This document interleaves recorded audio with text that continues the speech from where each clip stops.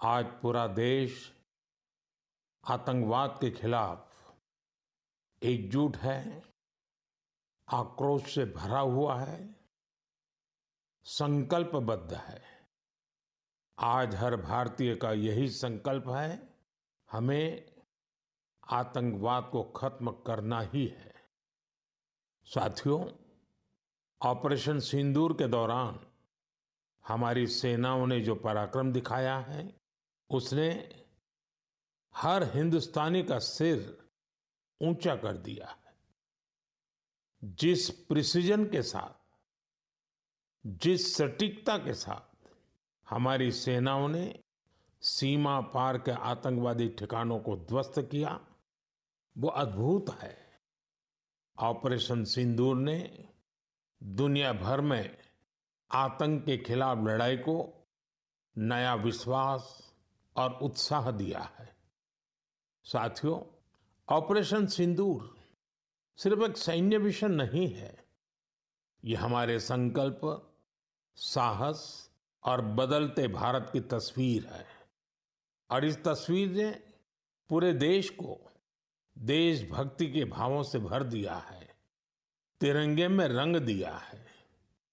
आपने देखा होगा, देश के कई शहरों में, गांवों में, छोटे छोटे कस्बों में तिरंगा यात्राएं निकाली गई। हजारों लोग हाथों में तिरंगा लेकर देश की सेना, उसके प्रति वंदन अभिनंदन करने निकल पड़े। कितने ही शहरों में सिविल डिफेंस वॉलंटियर बनने के लिए बड़ी संख्या में युवा एकजुट हो गए।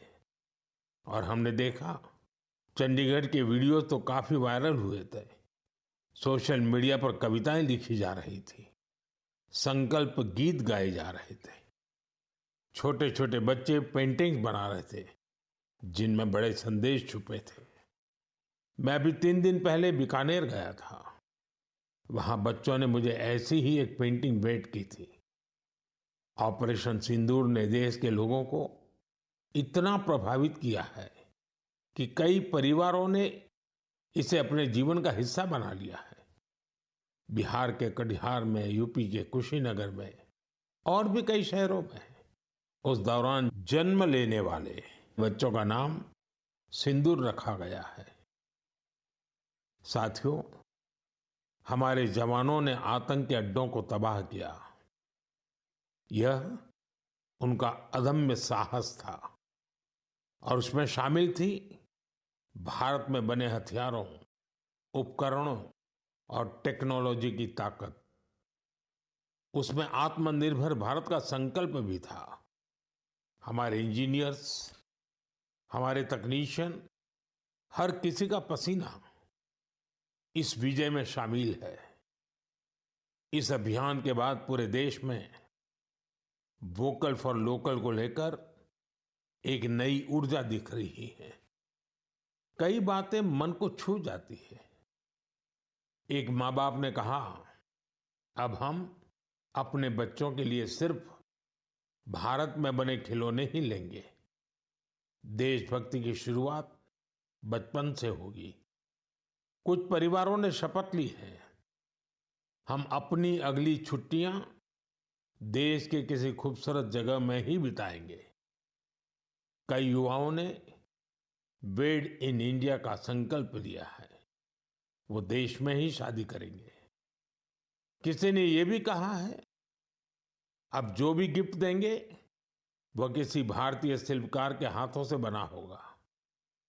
साथियों, यही तो है भारत की असली ताकत, जन मन का जुड़ाव, जन भागीदारी। मैं आप सबसे भी आग्रह करता हूं, आइए इस अवसर पर एक संकल्प लें। हम अपने जीवन में जहां भी संभव हो, देश में बनी चीजों को प्राथमिकता देंगे। यह सिर्फ आर्थिक आत्मनिर्भरता की बात नहीं है, यह राष्ट्र के निर्माण में भागीदारी का भाव है। हमारा एक कदम भारत की प्रगति में बहुत बड़ा योगदान बन सकता है।